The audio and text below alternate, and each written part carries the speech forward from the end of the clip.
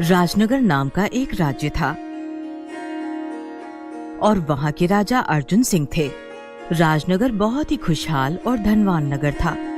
राजा अर्जुन सिंह अपने नगर की प्रजा को अपने परिवार की तरह रखते थे।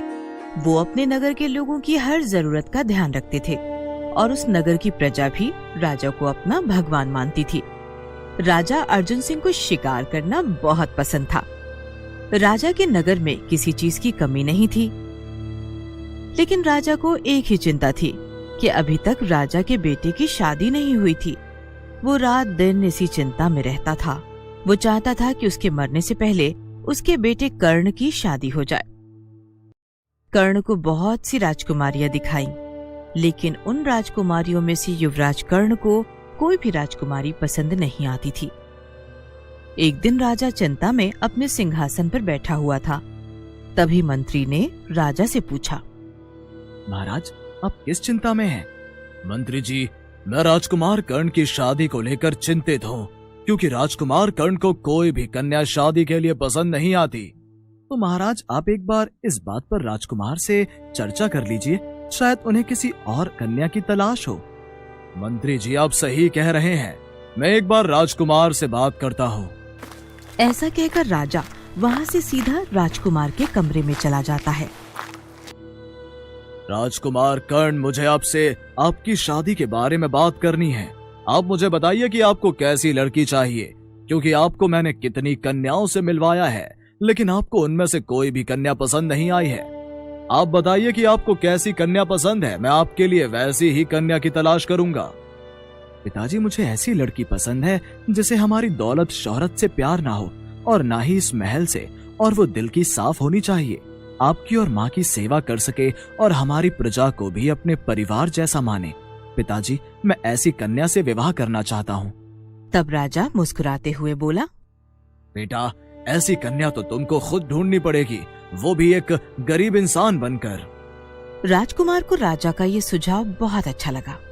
पिताजी, मैं कल सुबह ही ऐसी कन्या की तलाश में निकल जाऊंगा।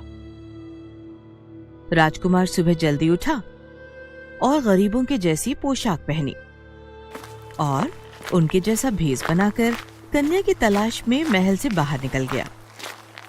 इस बीच राजकुमार को कई कन्याएं मिली, लेकिन उनमें से कोई भी कन्या पसंद नहीं आई।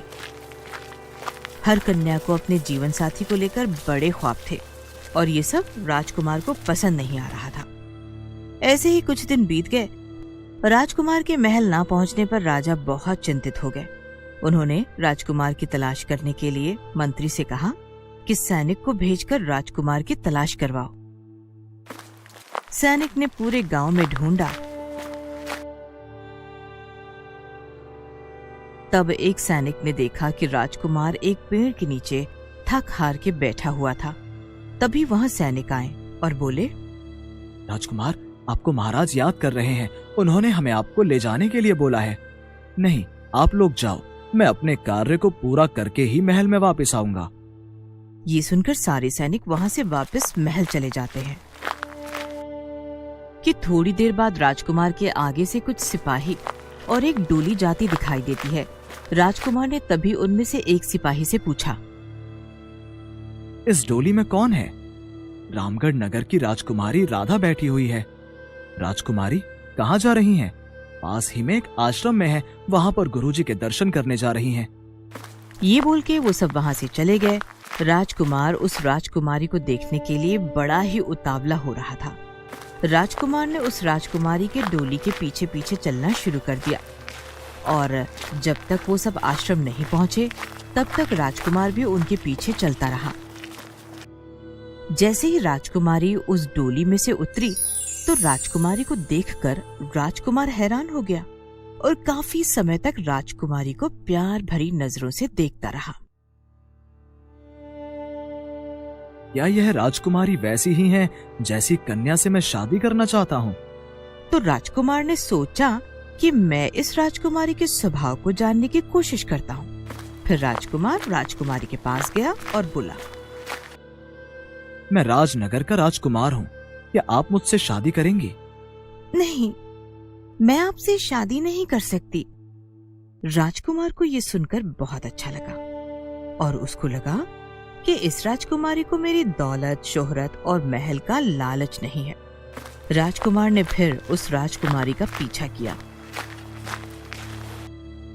और उसके राज्य जा पहुंचा। अब राजकुमार को उस राजकुमारी के स्वभाव के बारे में सब कुछ जानना था, तो राजकुमार ने राजकुमारी के नगर के लोगों से राजकुमारी के बारे में जानने की कोशिश की। तभी राजकुमार ने वहां के कुम्हार से राजकुमारी के बारे में पूछा। ये यहाँ की राजकुमारी का स्वभाव कैसा है? वो गरीब लोगों की मदद करती है? नहीं भाई, हमारी राजकुमारी देवी है। वो सारी प्रजा को अपने परिवार जैसा प्यार करती है और वो हर सुबह और शाम गरीबों में धन और अनाज बांटती है। ये सुनकर राजकुमार बहुत खुश हो जाता है। राजकुमार ने राजकुमारी से शादी करने का निश्चय कर लिया, लेकिन उसने सोचा कि राजकुमारी ने तो मुझसे शादी करने से मना कर दिया था। राजकुमार ने सोचा कि अब क्या करूं? फिर राजकुमार ने राजकुमारी के पिता से बात करने की सोची।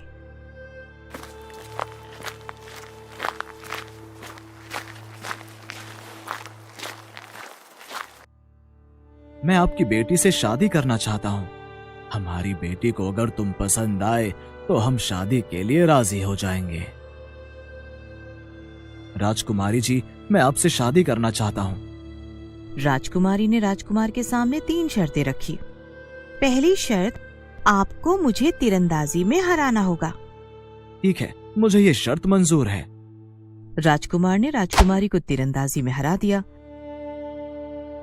फिर राजकुमारी ने राजकुमार के सामने दूसरी शर्त रखी। आपको अगर मुझसे शादी करनी है तो आपको प्रजा में से किसी एक इंसान की हत्या करनी होगी। क्या? ये आप क्या बोल रही हो?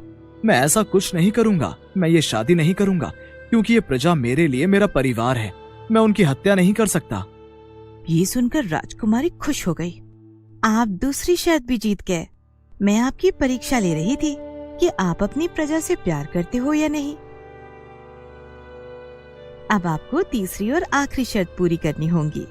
तो बताइए, वो रखता हमेशा वायु शुद्ध, फल भी देकर जो हमेशा पेट भरे, मानव बनाए उसका सबसे बड़ा दुश्मन, फिर भी वो हमेशा उपकार करे। राजकुमार थोड़ा सोचने लगा। थोड़ी देर सोच विचार करने के बाद राजकुमार ने कहा, ठीक है, मैं इसका भी जवाब देता हूँ और इसका जवाब है पेड़। ये सुनकर राजकुमारी खुश हो गई। आपने सभी प्रश्नों का सही जवाब दिया है। अब मैं आपसे शादी के लिए राजी हूँ। फिर राजकुमार ने राजकुमारी से शादी कर ली और राजकुमारी को अपने साथ महल ले गया और वहाँ वो सब साथ में अपना जीवन हंसी खुशी बिताने लगे।